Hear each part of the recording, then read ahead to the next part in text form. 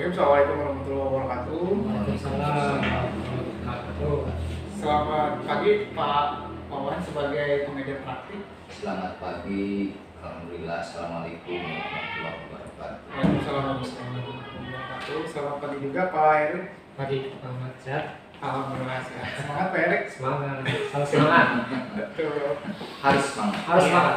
Jadi Apalagi Jumat, cuacanya cerah nih. betul. Jumat berkah. Jumat. Jadi pada pagi hari ini kita akan berdiskusi Pak Erik. Siap. Dan sudah dipantau oleh Pak PP terkait percakapan pasca observasi. Jadi sebagaimana yang sudah kita lakukan beberapa hari yang lalu, kita sudah berdiskusi terkait pra observasi. Kemudian yang kedua, saya melakukan observasi kepada praktik kinerja atau pembelajaran yang dilakukan Pak Erik. Nah, pada kesempatan ini kita akan bersama-sama melakukan sebuah dialog, diskusi atau percakapan pasca observasi. Intinya tetap sama, yaitu untuk pengembangan diri.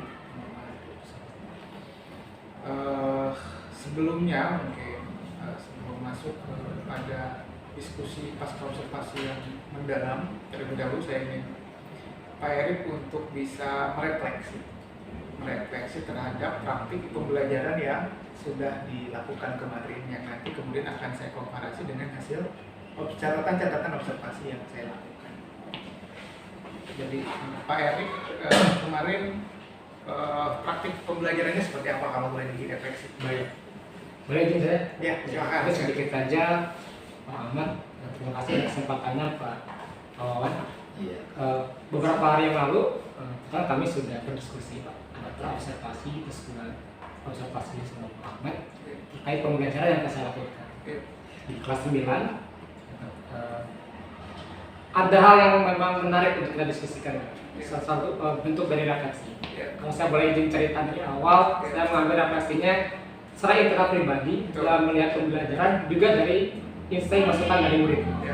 Jadi dua hal itu yang akan menjadi bahan pijakan diskusi kita kali ini, terutama untuk merefleksi apa sih kekurangan yang perlu kita diskusikan.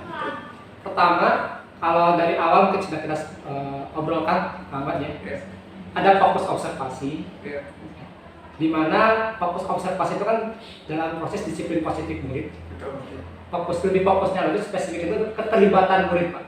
Keterlibatan murid dalam artian lebih positif, aktif. Seperti contoh dalam menciptakan yang namanya kesepakatan kelas. Nah, awalnya pijakannya kenapa? Itu penting. Karena selama ini saya menemukan mungkin pembelajaran itu terasa ada beberapa dari murid itu terlihat pasif. Apakah memang pembelajaran yang selama ini saya lakukan itu kelasnya kelas impian saya, bukan kelas impian murid saya. Nah, itulah pijakannya. Berarti kan harus diciptakan suatu iklim pembelajaran yang memang disepakati bersama, bukan memaksakan murid untuk masuk ke dalam versi saya. Juga sebaliknya, saya juga nggak mungkin harus sepenuhnya masuk ke dalam versi murid. Maka harus ada kesepakatan di situ. Itu kan kemarin di fokus observasi kita. Maka di dalam awal pembelajaran itu kita membuat namanya kesepakatan kelas.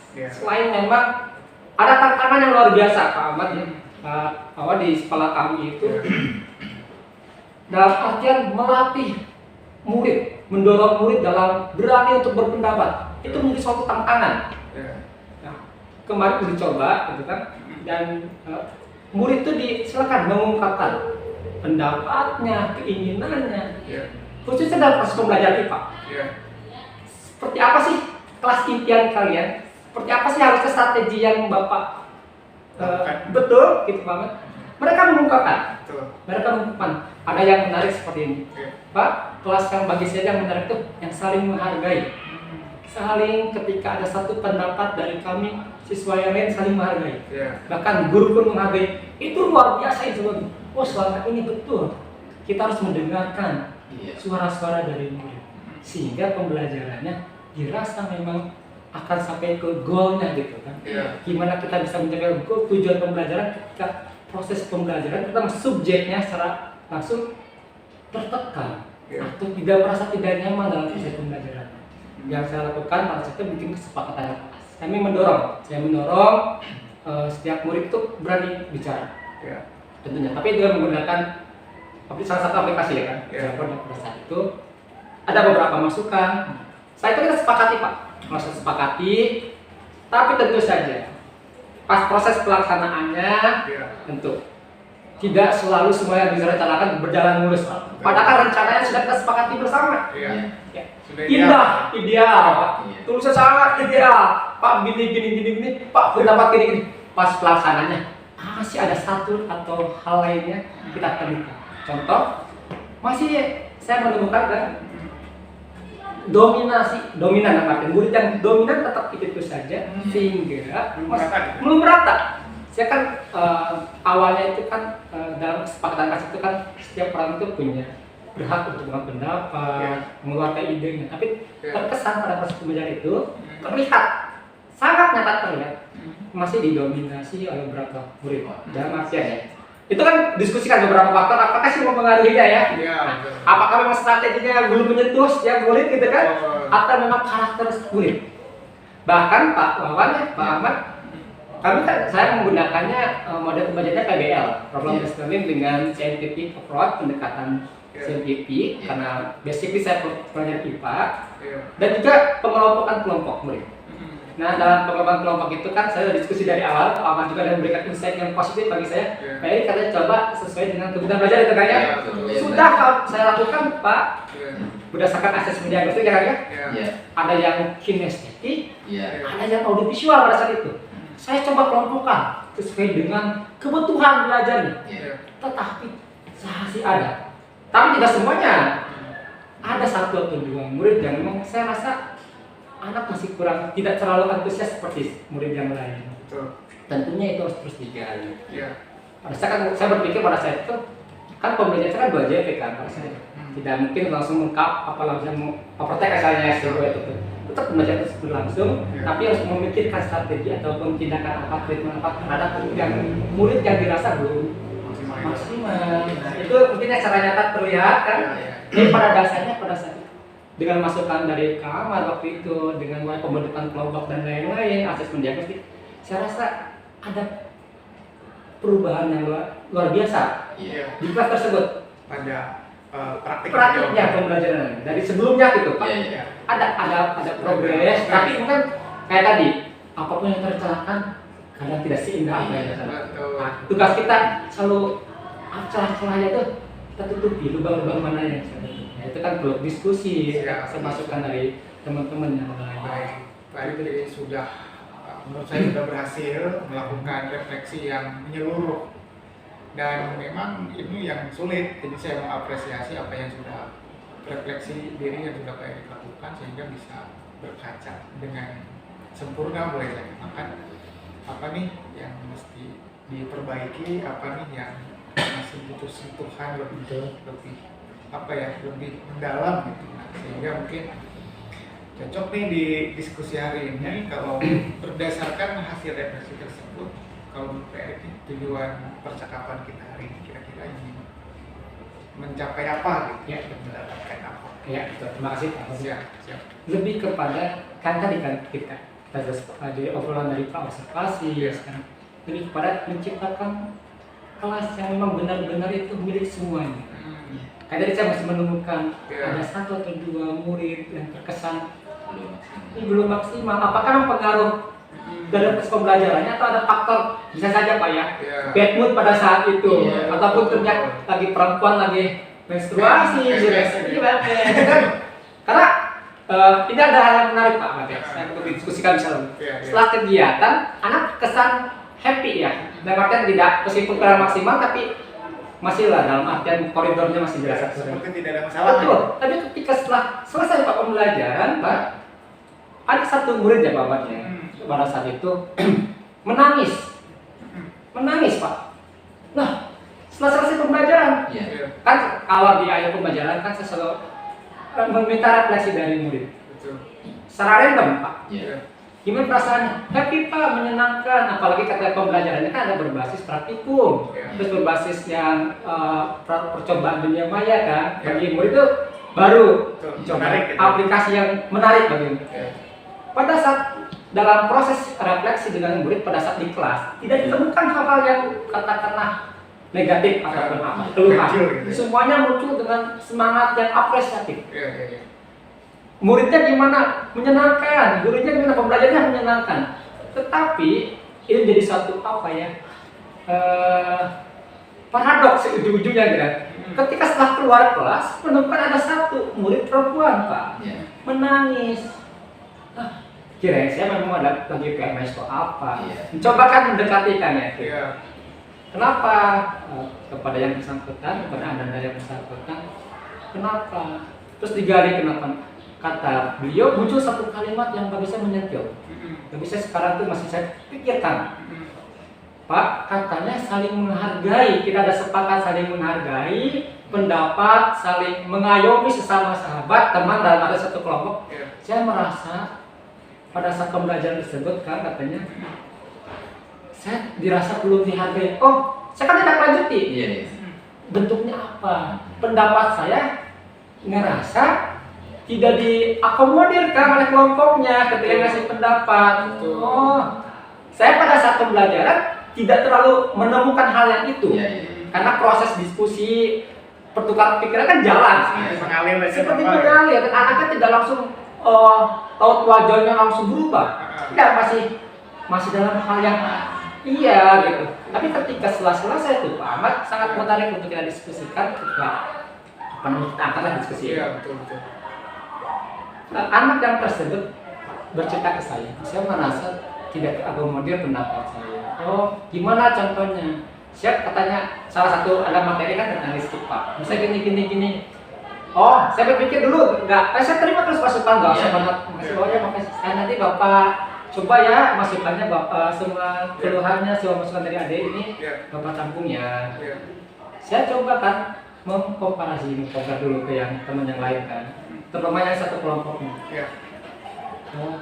Teman-teman yang lain tidak merasa masih sengaja tidak menolak, tidak mengacau, ibaratnya normal aja biasa katanya kan.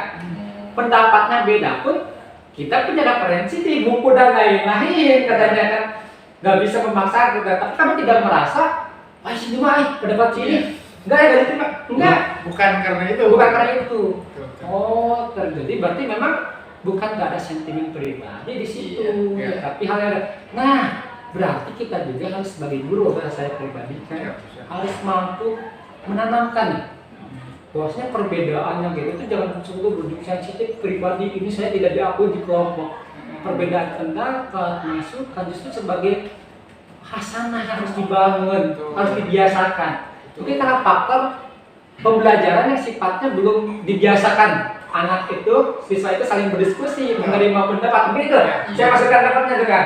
Nah, itu dulu ya. Baik, terima kasih Pak Erik. Jika misalnya saya bukan simpulkan sih sebenarnya, apa yang sudah Pak Erik sampaikan terkait tujuan bahwa kan kemarin ya area pengembangannya di kesepakatan di kelas dan Pak Erik merasa bahwa ternyata itu belum sepenuhnya bisa dilakukan, masih ada murid yang belum maksimal. Pertama dalam konteks berpendapat menyusun kesepakatan kelasnya, yang kedua dalam karena masih ada yang belum berpendapat gitu, belum aktif dan lain sebagainya. Yang kedua adalah terkait partisipasinya belum maksimal, masih ada karena masih didominasi oleh anak-anak yang biasa dominan. Kira-kira tujuannya mungkin seperti itu, ingin meningkatkan yang belum dominan supaya kesepakatan kelasnya bisa betul-betul hidup dalam menyusun kesepakatan kelas, mau berpendapat sehingga kelas itu menjadi milik bersama gitu kan. Jika boleh diidentifikasi nih Pak Erik, kalau grade-nya pakai skala 1 sampai 10 nih, kemarin tujuan itu sudah mencapai di angka berapa nih? Terus sebelum sampai saya bentuknya value angka gitu kan, saya coba latar belakangnya dulu. Saya kasih nilai ini karena punya indikator, ada namanya itu perbandingan yang sebelumnya. Dengan apa yang sudah kemarin saya lakukan, saya rasa sudah ada peningkatan dari pembelajaran sebelumnya dan saya berpikir angka 7 atau 8. Ya, upaya kemarin intinya sudah ada progres dari sebelumnya. Baik dalam proses kita menjalin bentuk adanya kesepakatan kelasnya, Ya. respon dari muridnya, Ya. saya rasa sudah ada progres kan. Siap. Justru ini yang jadi nambah semangat. Meskipun kita kan punya Targetnya idealnya 10, segini 10 nih, Ah, Pawan, kan tetap. betul. Saya punya pikiran seperti Pawan amatnya. Ya. Setiap rencana itu, kalaupun gagal bukan berarti tujuannya yang harus dirubah. Betul. Tetapi jalannya, caranya, strateginya yang harus Dievaluasi. dievaluasi. Bukan berarti setelah kita menemukan target 10, yang baru nyampe 8, langsung tujuannya itu. Betul. Mungkin di bahan evaluasi yang tadi Ya. sebagai masukan, Ya. apa yang tadi kurang, yang pelibatan muridnya atau yang tadi kita yang mendorong muridnya untuk berani berpendapat, gitu. Tidak takut-takut untuk mengeluarkan argumen. Siap. Itu yang harus kami gali. Baik. Jadi kurang lebih di angka 7 atau 8. Betul, sekitar situ. Baik. Kalau boleh didiskusikan nih Pak Ed, Ya. kedepannya targetnya mau sampai di angka berapa? Oke, baik. Keberhasilannya dalam menyusun kesepakatan kelas, dalam konteks yang lebih luas untuk menanamkan disiplin kelas itu. Baik. Kira-kira di angka. Bagi saya tuh kalau saya berpikirnya setiap pembelajaran yang saya lakukan itu harus ada satu progres yang positif. Harus ada peningkatan. Harus ada peningkatan. Betul. Pemaknaannya saya memaknai seperti itu. Ya. Ketika kita kan mendengarkan refleksi dari murid, insight masukan ke kita dari setiap itu Ya. jadi bahan catatan kita, sehingga ketika ada catatan itu kita bawa di proses pembelajaran Ya. selanjutnya. Itu kalau saya pribadi tidak menarikkan langsung 10, tapi yang penting ada terus progres, naik lagi. Karena proses pembelajaran itu kan berkesinambungan, Iya. continuity. Ya. Jadi insya Allah bagi saya semua yang terjadi kemarin kan Ahmad, apalagi dan dapat diskusikan waktu itu dapat masukan dari Pak Ahmad, Ya. jadi bahan refleksi saya terutama strateginya, modelnya. Oh, iya itu penting juga kan. Ternyata kan ada pengaruhnya juga, meskipun hanya kesempatan kelas itu kan nanya pengen seperti apa, kan perlu strategi yang tepat. Betul. Bagaimana saya bisa menyentuh kayak tadi anak-anak yang belum berani pendekatan seperti apa. Oh itu juga perlu didalami. Apakah karakteristiknya seperti apa? Itu kan saya juga bertanya ke guru yang lain, balik kelas, guru GP, gitu ya. Lagi moodnya lagi gimana nih anak-anak kelas 9 sama kelas 7 Pak? Beda pendekatan gitu. Jadi kalau ditanya target tinggi-tingginya target, tapi yang penting yang utama itu harus ada progres yang positif di setiap proses pembelajaran. Siap, luar biasa sekali. Jadi Pak Erik sudah punya target ya, bahwa pembelajaran berikutnya dalam konteks disiplin positifnya harus ada peningkatan. Baik. Dan barusan sudah mulai sedikit disentuh bahwa ke depan justru yang akan ditingkatkan itu bukan tujuannya yang diubah, tapi Pak Erik akan berupaya untuk sedikitnya memperbaiki metode dan strategi, ya, supaya si anak itu bisa aktif, supaya bisa menyusun kesepakatan kelas dan bisa melaksanakan kesepakatan itu. Kalau boleh disusun menjadi rencana nih Pak Erik, rencana untuk mengejar target tersebut nih, kan targetnya adalah progres kesepakatan itu lebih naik nih. Ya. Kira-kira rencana aksinya mau melakukan apa saja nih dalam konteks pengembangan dirinya? Baik, saya sedikit menambahkan juga ya kan. Ya, siap. Kalau konteks menyusun mah, saya rasa bisa semua orang. Anak-anak udah Bisa. udah dihitung berhasil lah. Berhasil. Tetapi kayak tadi kan konteksnya, mampu nggak melaksanakan konsekuen dengan apa yang kita sepakati. Ya. Nah itulah yang jadi tantangan. Itu yang ditantangan guru maupun murid. Jangan sampai kita sudah tantangannya, kesepakatannya, menuliskannya udah bagus nih, tapi pas pelaksanaan tantangannya itu pas menyepakati itu nih pelaksanaan.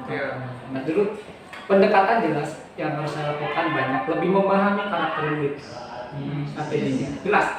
Kayak tadi asesmen diagnostik, ada yang kognitif dan non kognitif, bagaimana yang dominan itu tidak terlalu dominan, bagaimana memberikan pemahaman yang di level kognitifnya lebih tinggi gitu ya.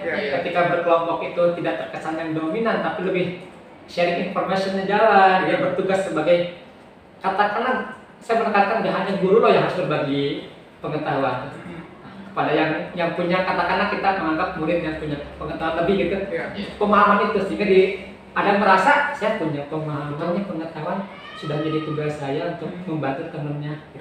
Dan yang belum level kognitifnya yang dalam artian tidak apa ya bahasanya kan, tidak sebab harus sebaik yang temannya tadi, tidak merasa minder dalam adanya kelompok. Artinya itu minder sederhana kan, karena wah saya merasa sekelompok dengan yang sudah pintar, tidak berani mengeluarkan pendapat.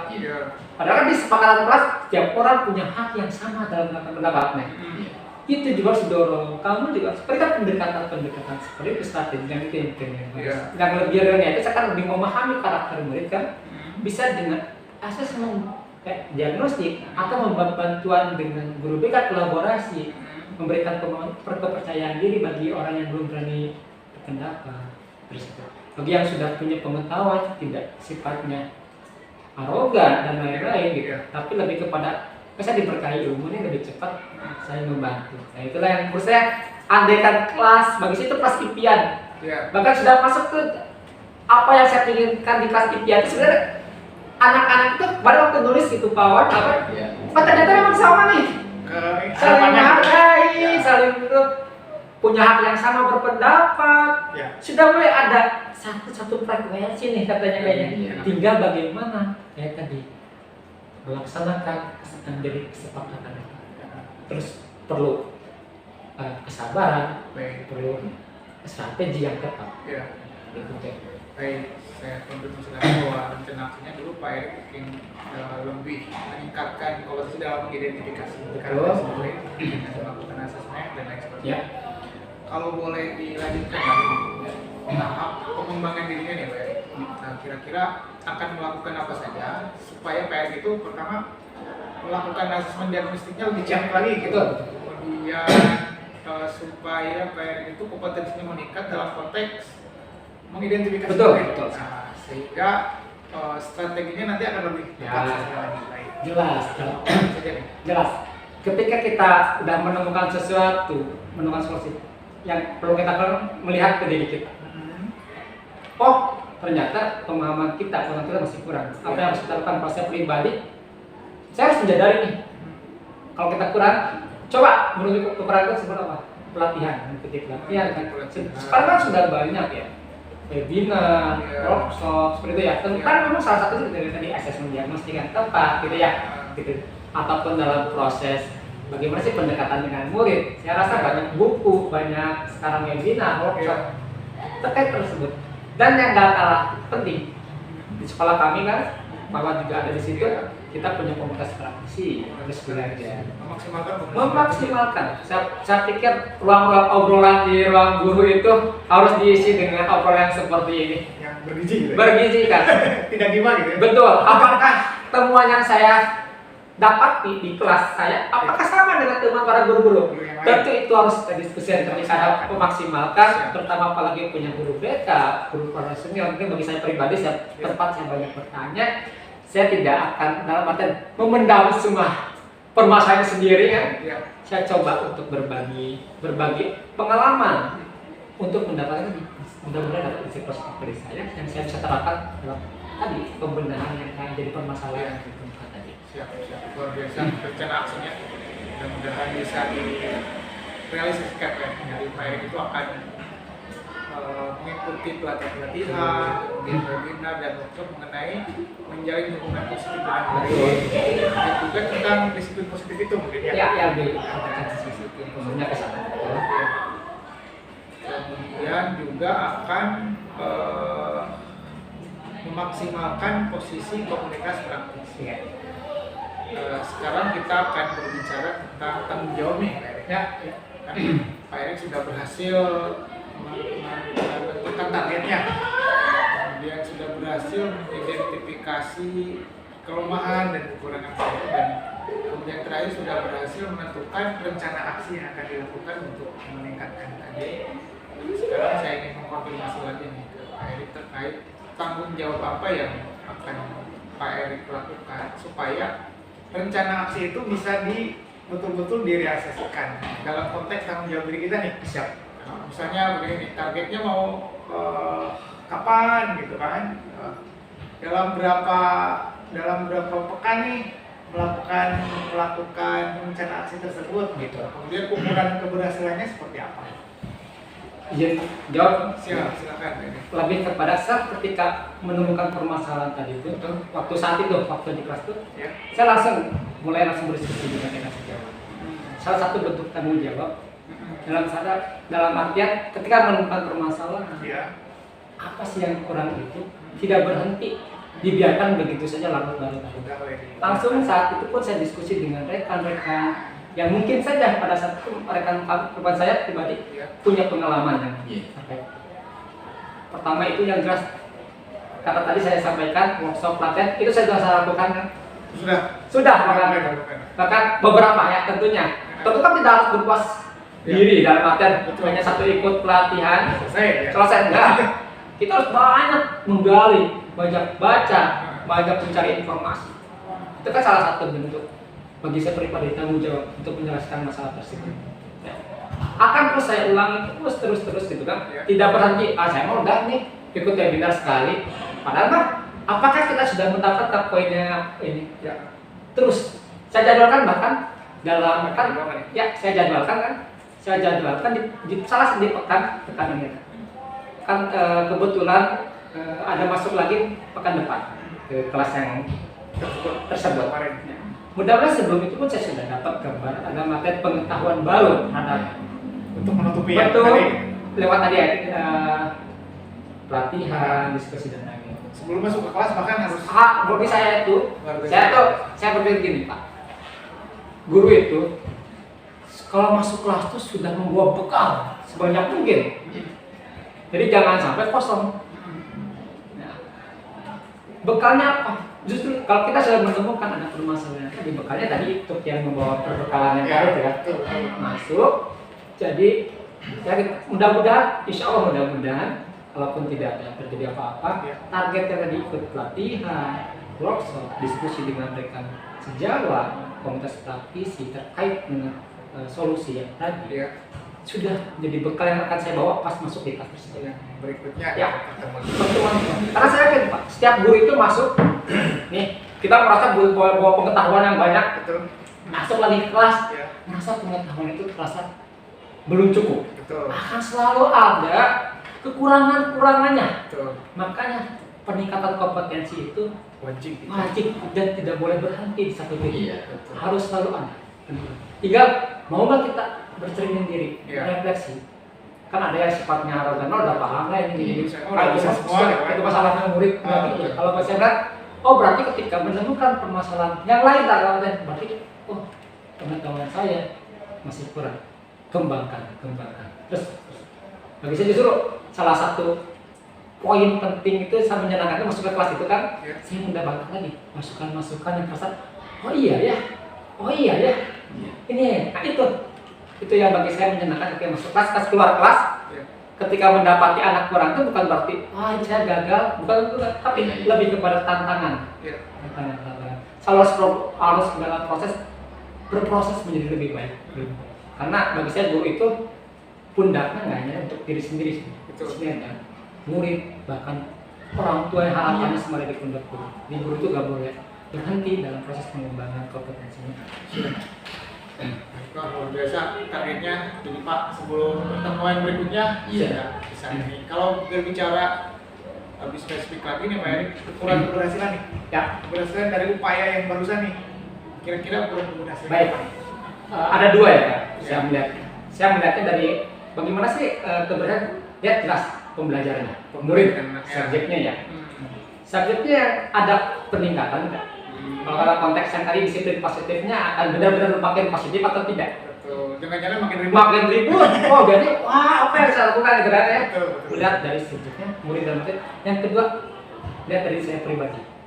Ada nggak peningkatan pemahaman tentang tersebut? Ada nggak peningkatan kualitas pembelajaran yang saya lakukan? Gitu. Itu ukurannya sederhana saja kan, sebenarnya nggak perlu banyak rubrik-rubrik yang lain. Melihat kepada refleksi murid dan juga melihat refleksi diri pribadi. Kalau saya pribadi kan mudah. Ketika dulu sebelum dapat pemahaman belajar ini nggak tahu apa-apa, saya ini kan dapat apa-apa. Itu juga belum dapat berhasil ketika saya belum berhasil. Apa dalam artian mengimplementasikannya kepada murid sehingga murid itu berhasil dengan itu untuk melihat. Baik, siap, luar biasa. Sekarang yang terakhir nih, Pak Erik, berbicara dalam konteks tanggung jawab ini. Ya. Kira-kira butuh pendukung nggak? Yang membuat apa ya, dukungan untuk mencapai tujuan tersebut kira-kira apa saja? Jelas. Ada dukungan sistem nggak? Jelas.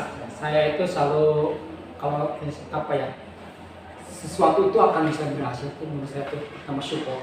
Ada support system gitu. Support system.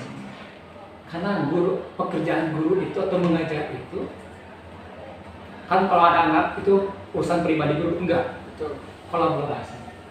Artinya di kolaborasi itu adalah support itu dari banyak pihak. Dan misalkan kepala sekolah, kan sejarah.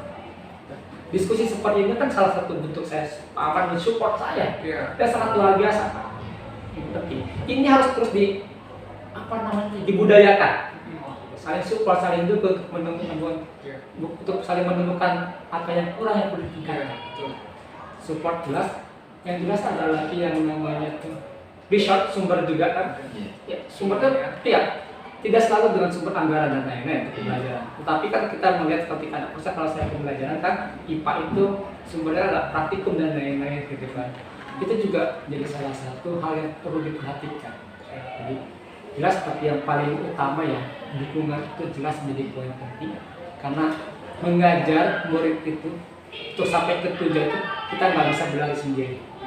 Kita harus bergandengan tangan dengan rekan sejawat, dengan semua stakeholder yang terkait di sekolah untuk mencapai tujuan pembelajaran setiap pada murid. Bagi saya pribadi, hal yang seperti itu bagi saya itu sangat positif berdiskusi hal yang seperti ini. Tadinya cocok saja, masukan yang dua kali kalau mengelompokkan ada asisten itu, oh iya kan. Karena kalau kita berpikir sendiri pusing Pak. Tapi ketika ada kolaborasi dengan teman, akhirnya kan ada support dengan menciptakan dengan saling mendukung, itu akan memudahkan kita. Siap. Terima kasih Pak Erik untuk percakapannya nih dari awal sampai akhir. Kita sudah diskusi banyak hal. Kalau boleh bukan disimpulkan apa ya? Kira-kira boleh disampaikan ya Pak Erik dalam satu kalimat atau dua kalimat percakapan kita hari ini Pak Erik mendapatkan apa nih? Kalau saya bilangnya itu selalu bilang itu dengan kalimat fantastik. Kenapa fantastik? Hal-hal yang kata tadi saya obrolan yang jadi itu obrolan yang memang seharusnya dibudayakan oleh setiap guru. Harus dibudayakan. Bagi pribadi, saya tidak boleh malu untuk mengakui kekurangan.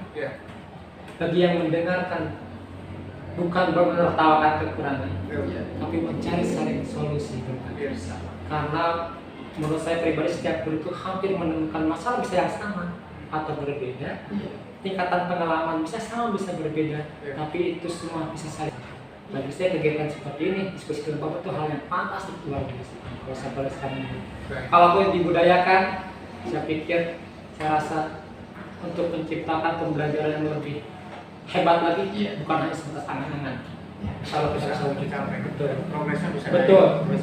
Baik, luar biasa. Mungkin itu diskusi atau percakapan kita hari ini mudah-mudahan ada manfaatnya baik untuk saya sendiri terutama untuk Pak Erik dalam konteks pengasihan diri, dan ini merupakan akhir dari percakapan pasca observasi kita. Mudah-mudahan nanti kita bisa berkolaborasi lagi dalam kesempatan yang berbeda. Terima kasih Pak Erik. Assalamualaikum warahmatullahi wabarakatuh. Waalaikumsalam. Mungkin selanjutnya dari Bapak apabila ada umpan balik atau yang disampaikan. Terima kasih atas praktik baiknya ya terkait dengan advokasi yang sudah Bapak lakukan, yaitu terkait dengan calon pendukung rakyat itu Pak Ahmad Lukman ya, dan rekan sejawat yaitu Pak Erik di sini. Proses di sini dalam pasca observasi ini saya tidak melihat isi dari percakapan itu, tetapi saya melihat dari proses coachingnya ya dalam hal ini. Proses coaching yang sudah Bapak lakukan ya, terkait antara coach dengan coach yaitu Pak Erik ya, memang sudah bagus ya, sudah memang seperti itu, dan Pak Ahmad sendiri tidak menampilkan atau tidak memberikan solusi ya terhadap Pak Erik. Justru Pak Ahmad itu lebih menggali ke permasalahan-permasalahan yang ada di Pak Erik, dan Pak Erik sendiri kemudian menemukan ya permasalahan-permasalahan tersebut ya terkait dengan tadi ya setelah melakukan pembelajaran memang seperti itu ya, harus diadakan refleksi ya. Bagus itu Pak Erik ya, refleksi, dan refleksi itu sendiri tidak menyalahkan misalkan ketidakberhasilan, perasaan Pak Erik ketidakberhasilan pada siswa itu menyalahkan si siswa ya, justru menyalahkan terlebih dahulu kepada diri sendirinya ya. Apakah pembelajaran yang saya lakukan sudah sesuai atau bagaimana gitu. Bagus ya Pak Erik, memang seperti itulah. Dan ini merupakan titik awal ya. Memang kalau memang dulu kita tidak melakukan hal seperti ini, dan ini merupakan titik awal, dan alangkah baiknya ini kita lakukan secara kontinu untuk kedepannya ya, dan jangan sampai hanya pada proses PGP ini ya, pembelajaran bergerak ini. Ini sebagaimana Pak Erik tadi ingin, harapannya ya ingin meningkatkan pembelajaran yang lebih maksimal agar sinergi antara keadaan dengan proses yang terjadi ya, seperti itu. Terima kasih Pak Erik juga Pak Ahmad Lukman yang sudah menampilkan praktik baiknya. Saya acukan jempol ya yang kedua-duanya ya. Terima kasih. Ya. Sekian saja dari saya. Bila itu aja. Wassalamualaikum warahmatullahi wabarakatuh. Terima kasih Bapak. Saya terima kasih untuk semuanya. Itulah percakapan kita di percakapan pasca observasi bersama Pak Erik Adi Subagja sebagai coach, dan saya Ahmad Lukman sebagai coach, dan Pak Wawan Juanda sebagai pendamping pengajar praktik dalam kegiatan hari ini. Terima kasih semuanya. Assalamualaikum warahmatullahi wabarakatuh. Waalaikumsalam.